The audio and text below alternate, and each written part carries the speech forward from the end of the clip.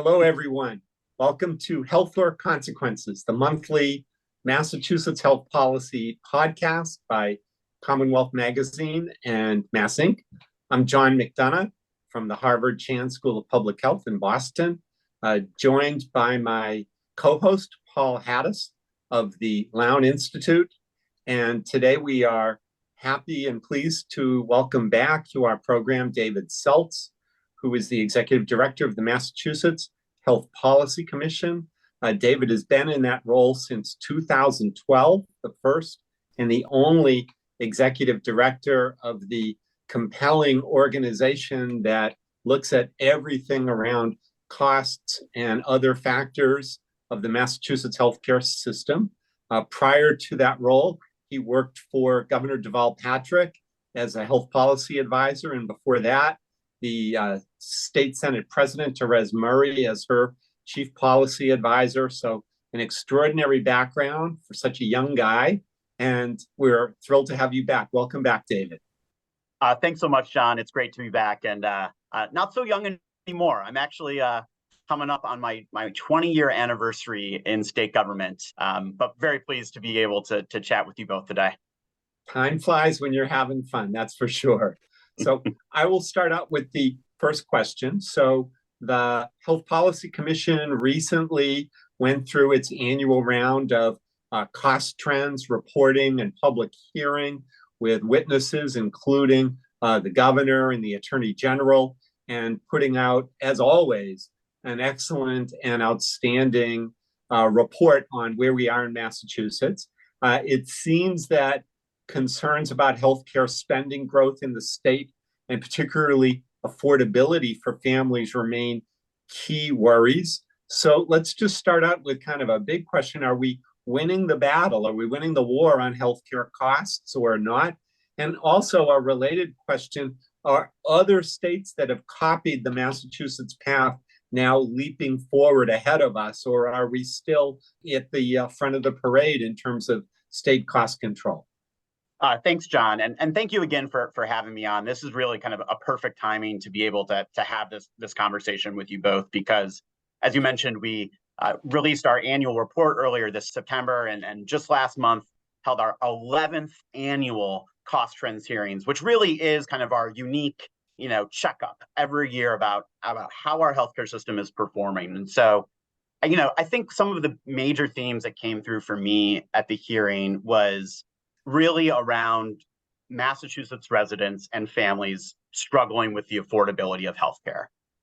We started the day at the hearing by doing something we hadn't quite done in this fashion before to cost trends hearings. We invited leaders and organizers from communities across Massachusetts to share their everyday perspective about how families, individuals, residents are struggling with healthcare costs. And that testimony was both powerful and sobering, because I think what we heard was that many Massachusetts families are facing a really difficult trade-off in their decisions every single day, whether to be able to pay for their heating bill or go to the grocery store versus being able to afford to fill a needed prescription. Too many Massachusetts residents, by a survey a few years ago, nearly half of adults said that they are foregoing necessary care due to the cost of care. I think this is really important because, John, as you know, we started this journey in Massachusetts really around healthcare access and universal access to care. And we made that a centerpiece in Massachusetts of our reform in 2006 to get everyone into affordable health insurance. And what we're seeing today is that even for people who do have health insurance, they're unable to afford the care that they need. And so what we have is a growing population of functionally uninsured residents. These delays, when people forego the care that they need, that leads to an exacerbation of health conditions that can lead to unnecessary emergency department use and hospitalizations, and more costly care in the long run and worse health outcomes. The second thing I think we heard from the hearing, which we also see in the data, is that certain residents, such as those with lower income and Black and Hispanic residents, experience even disproportionately higher affordability challenges, which can lead to a persistent health inequities. So in sum from the hearing, I do feel like we are at an inflection point of this healthcare reform journey, and that there needs to be action to update the tools and levers in order for us to maintain our position as a national leader.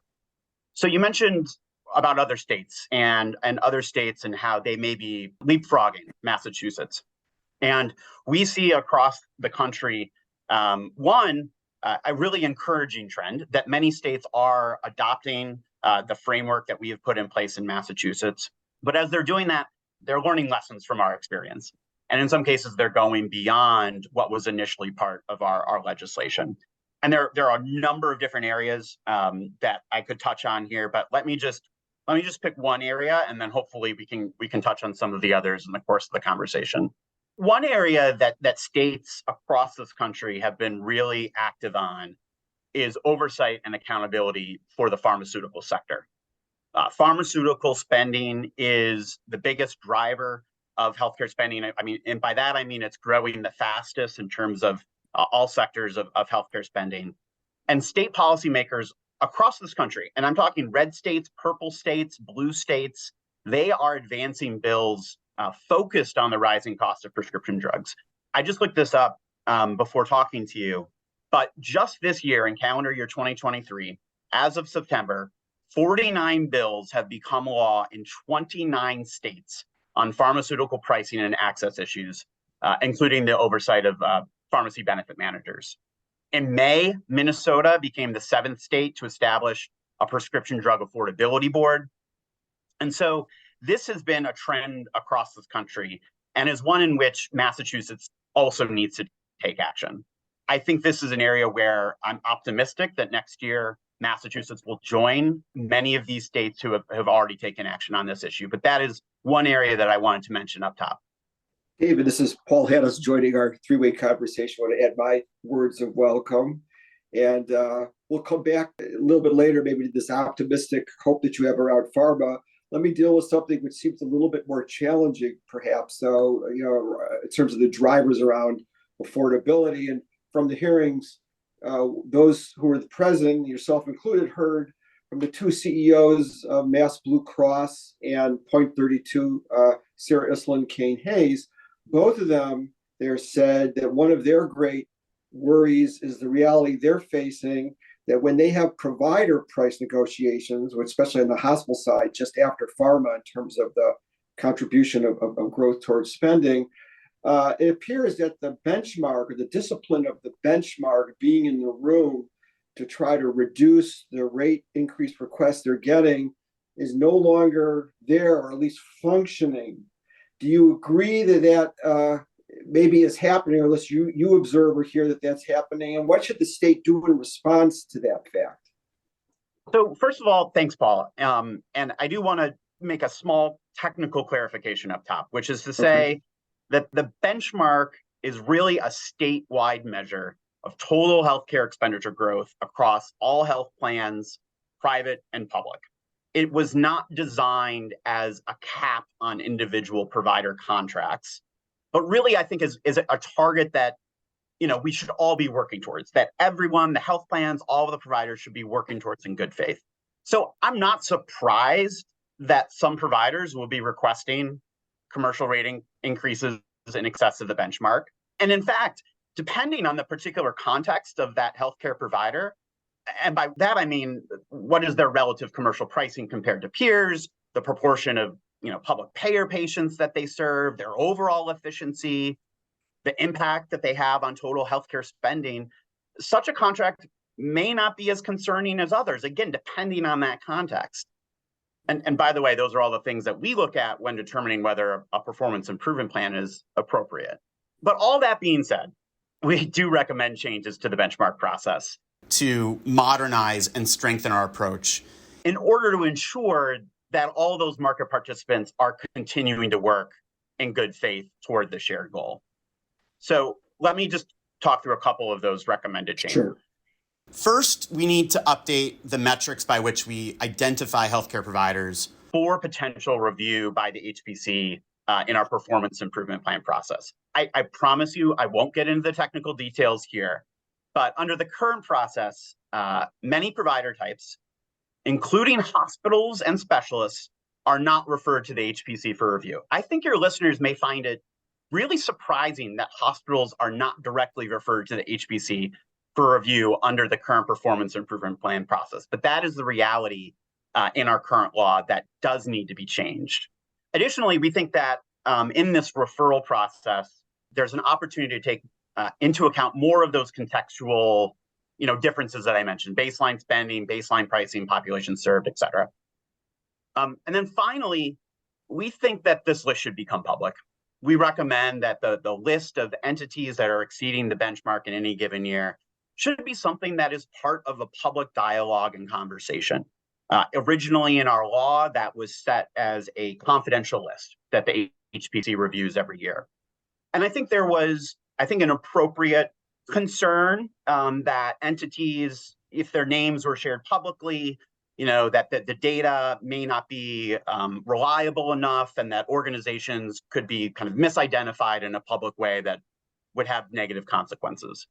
Well, we're 11 years into this. We have 11 years of experience of looking at this data and understanding this data and being able to contextualize this data. Why is this being kept from the public conversation? Okay, so a couple things about PIPs and review process. Second is we recommend that we follow the lead, again, in mentioning states that have gone beyond Massachusetts. Both Oregon and California have an option for financial penalties in addition to the performance improvement plan process. Again, to just strongly encourage all market participants to keep their spending below the benchmark trend. I think, as you know, Paul, our current financial penalty is capped at $500,000. I don't know that is a significant deterrence for organizations that have billions of dollars in annual revenue to focus intensely on bringing their trend down. And then finally, we recommend that there's an opportunity to complement all of this work on the healthcare cost growth benchmark with other benchmarks that are really focused on the experience of affordability and the experience of health equity.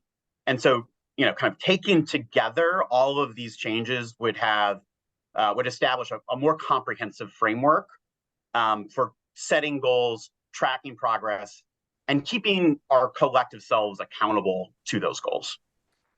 So, David, one item in your report particularly struck out to me. It was a data point on the shrinkage in the small employer health insurance market, companies under 50 who are providing health insurance to their workers. And according to the data from your report and elsewhere, the numbers have gone from 663,000 covered lives in 2010 to 385,000 covered lives in 2021. So for John Hurst from the Retailers Association, this is a hair on fire moment. And it seems to me to be akin to a market collapse. Would you accept that characterization? And what does it mean? And what does it say to you? Yeah, your listeners can't see me, but I am nodding my head as you were setting that up. I think this is very striking and very concerning. And what we found in our report was that this decline is largely the result of an increase in the number of employees of these small businesses who are choosing not to take their insurance option offered. Well, why is that? Well, obviously, one primary reason is the insurance is unaffordable. Let me share just a few more stats on this. From 2012 to 2019, premiums for small business employees grew 27.5%, while wages only grew 17%. So premium growth in this market is outpacing wage growth. And as small businesses, understandably look to limit the impact of those premium increases, what are they doing? They're turning to high deductible health plans, shifting more of those costs onto their employees. And in the small group market, the number of enrollees in high deductible health plans has doubled from like 2012 to 2021, and now accounts for 72% of small group enrollment. So it's clear from this data that we have a market that is losing enrollment, where premium growth is outpacing wages, and that more and more the only solution is to turn to high deductible health plans. So to me, what this says is we need more affordable health insurance options for small businesses. The good news on this front is that there actually are some very good plan options available to small businesses through the state's Health Connector for Business platform. This is a platform run by our Health Connector exchange, and it has a specific platform for small businesses, which allows employers to shop among commercial plans. And some of those premium levels are very competitive, even nationwide. So admittedly, though, I have to say the uptake in enrollment in the Health Connector for Business platform is relatively low. But nonetheless, I think this is an opportunity. Governor Healy highlighted this at the cost trends hearings. We had the executive director, Audrey Gasteyer, highlighting this opportunity for small businesses to be able to avail themselves of more affordable options. But I guess my last point I would say is that we do need to take some urgent action here to help stabilize this market. As you said, the declining enrollment, I don't know that I would say it is in collapse, but it is maybe collapsing, or at least in a spiral. And so how do we kind of turn around that spiral, or at least stabilize? And to me, that goes beyond just the Health Connector for Business, even though that's a great opportunity. We need to do the other recommendations that we have that actually get at the underlying drivers of healthcare costs. So let's look at provider pricing. Let's look at hospital facility fees. Let's look at health plan oversight. Let's look at all of these things, which we know are kind of the key to moderating the underlying drivers of cost growth. David, let me move you to reflect a little bit on some of the market dynamics of, tied to expansions, rebuildings, affiliations, something that seems to always be present in our healthcare marketplace here in Massachusetts.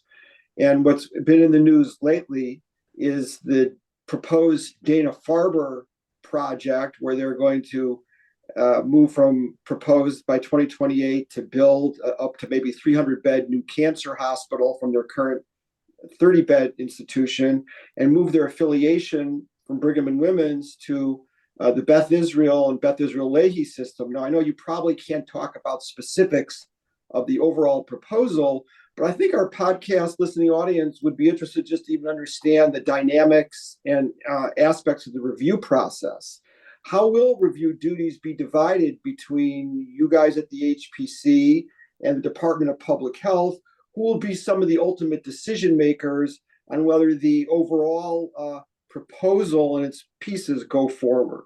Yeah, thanks, Paul. This is clearly a really dynamic moment in our provider market. You can't even open up a newspaper or click on your great blog, Paul, without hearing about either new relationships, new affiliations. At the same time that many are proposing expansions, we're seeing closures of units. So this is obviously a very dynamic situation. And what we know and why we care is that changes in the business of healthcare and how business is structured and corporately organized in the state absolutely has an impact on cost, quality, and access. And that is why, as part of this, initial law in the HPC, we had this innovation of being able to track these changes and being able to evaluate their potential impacts and report on them publicly. So that's a broad statement. Let me say a little bit more about this specific proposal with Dana-Farber. I think clearly on its face, this is a significant new proposal that would have considerable impacts on cost, quality, and access for cancer care. I'm not in a position to characterize today whether those impacts are positive or negative, increasing or decreasing. But I think on its face, one can say this is a significant new proposal. And I think it will be important for all of the state agencies and local agencies to review this proposal very closely. So the parties here, which includes Beth Israel Deaconess Medical Center and Dana-Farber, they have filed a notice with the HPC that's regarding their new clinical relationship that would support the operation of the new facility. At the same time, the parties, we understand, are working towards a completed filing of a determination of need proposal with the Department of Public Health, and that's really for the approval of the construction of the new 300-bed facility and other technologies. Obviously, these reviews are kind of fundamentally interconnected. We have one that's about the relationship that will help support the operation of the new facility, and the other is really around kind of the building and creation and expansion of cancer beds in Massachusetts. And so I think between HPC and DPH, appropriate to our different legal authorities and lenses, we're going to have to kind of think about how we coordinate our reviews here as these move forward. As you know, we do not have the authority to deny a proposed transaction. So when you ask like who is going to green light this or red light this, that is not the HPC's role. We can conduct, a more fulsome, comprehensive review, call the cost and market impact review. And if warranted, we can refer our report to the Attorney General's office. We can also comment into the determination of need process. And it's really those two agencies, the Attorney General's office and the Department of Public Health, that have those greater regulatory tools to consider whether and how the project and the proposal will move forward. But as I said, we're still in our preliminary review stage, and so don't want to prejudge where that will land for the HPC. Any sense of the time frame of when this review process and ultimate decisions play out? I suspect we at the HPC will be needing to make a decision about whether or not to move to a full cost and market impact review in the next near months. I mean, we have a 30-day initial time period where we can review the notice. Oftentimes we engage in a back and forth with the parties, and we want to do our due diligence. But I suspect this will be an important decision early next year. David, let me move you back a little bit to the recommendations that have appeared in the cost trends reports now for a couple of years, which have included on the provider side the idea or concept of either absolute price caps for the highest paid or price growth caps, like, for example, they have over hospitals in Rhode Island. Is that something that's still a priority, that dealing with the pricing structure and getting the legislature to act on it, something that's still a priority from the HPC's perspective? Yes, of course it's a priority, Paul. Let's start with the data and facts. We now have over a decade of data and research which confirms again and again that provider prices continue to be the primary driver of healthcare spending growth in Massachusetts.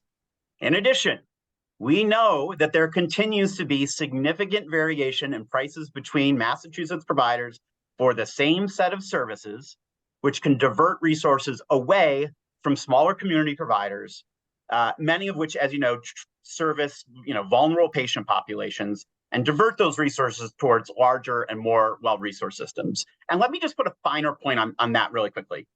Since we know that commercial price variation often disadvantages those providers who care for the populations with the greatest health inequities, to me, this is as much of a health equity issue as it is a cost containment and affordability issue. And finally, there was a Congressional Budget Office study from a few years ago that actually was released just last year. The data is from a few years ago, but this study found that Massachusetts had the highest inpatient prices, number one of all states compared to a national average. So yes, addressing excessive provider price levels, price growth, and unwarranted price variation absolutely continues to be among our policy recommendations. And listen, I know that setting guardrails to tamp down on excessive price levels and growth, and in so doing, trying to establish some more fairness and equity in payments, is always going to have some strong philosophical opposition, some stakeholders.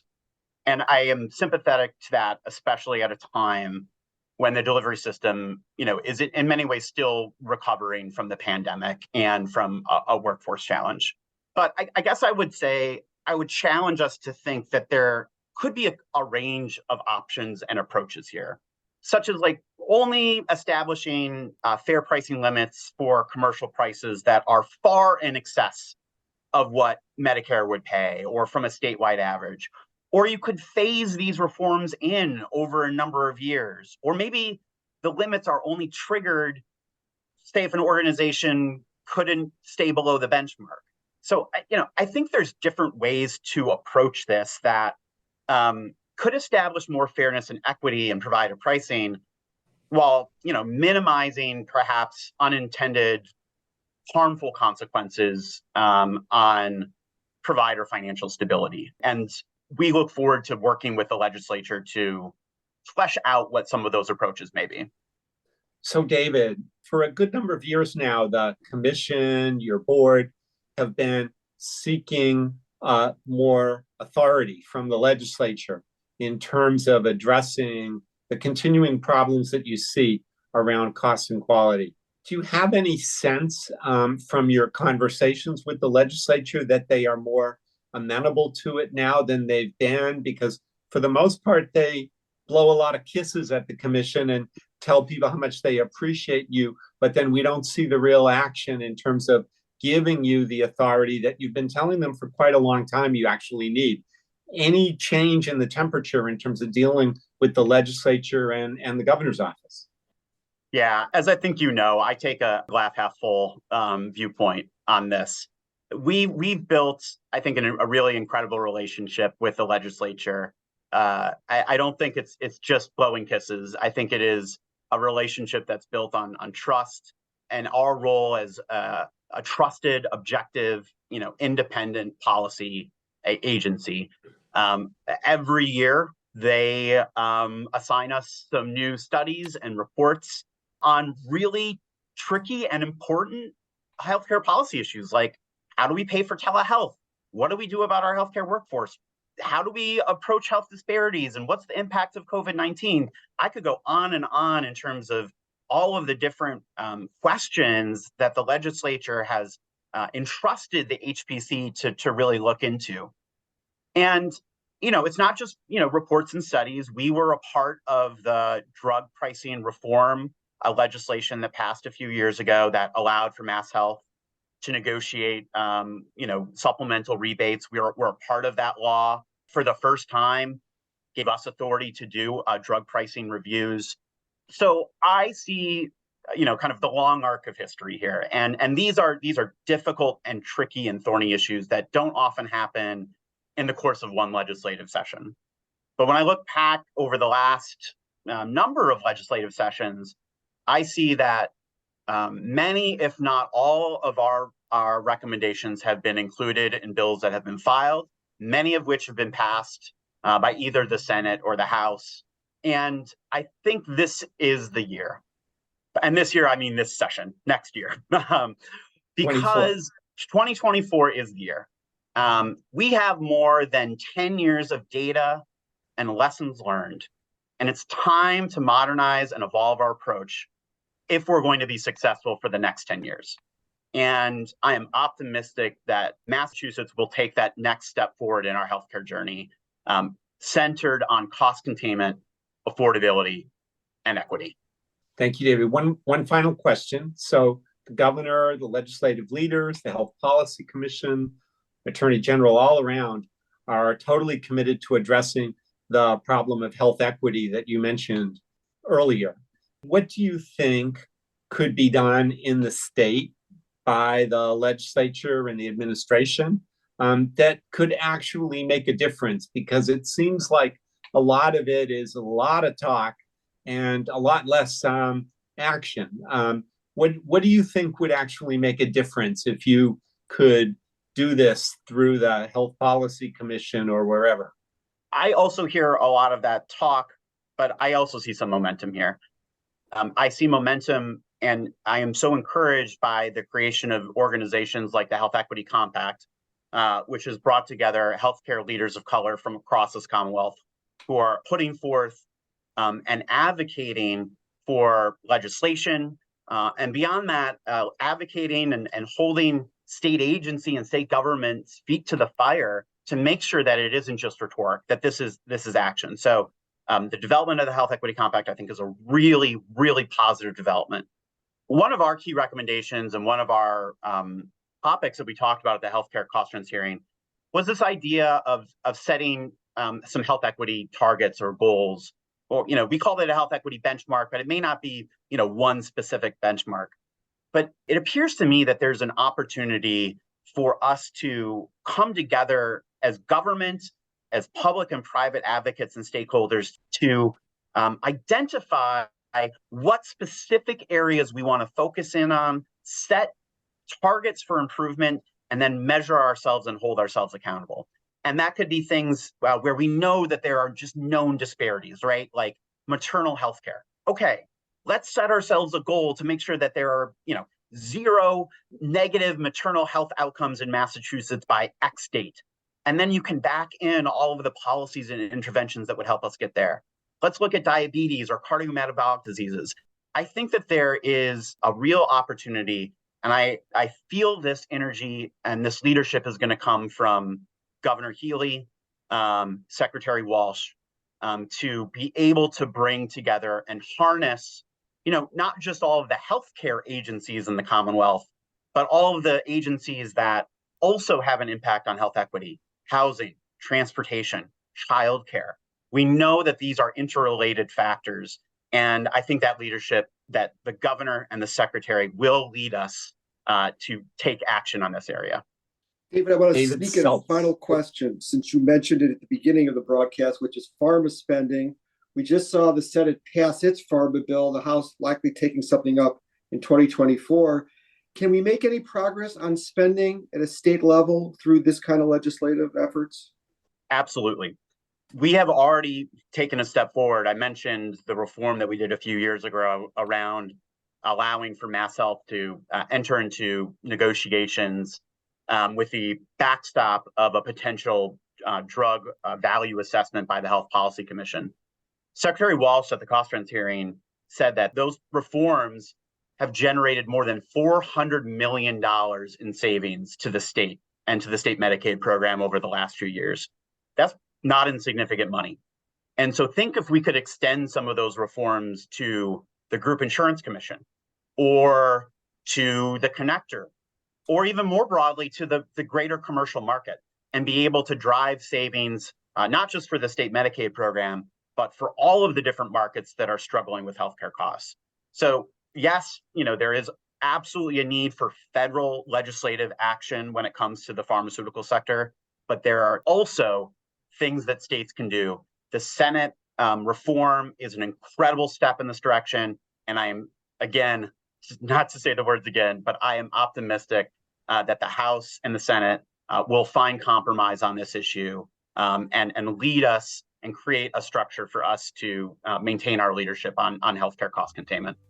David Seltz, Executive Director, Mass Health Policy Commission, joining us for another incredibly vibrant and informative dialogue. Thank you so much for being with us, David. Good luck in all your challenges, and happy 2024, when we hope a lot of great things are going to be coming our way. Thanks very much. And thanks to my colleague, Paul Hattis. We will be back again next month. Thanks, everybody.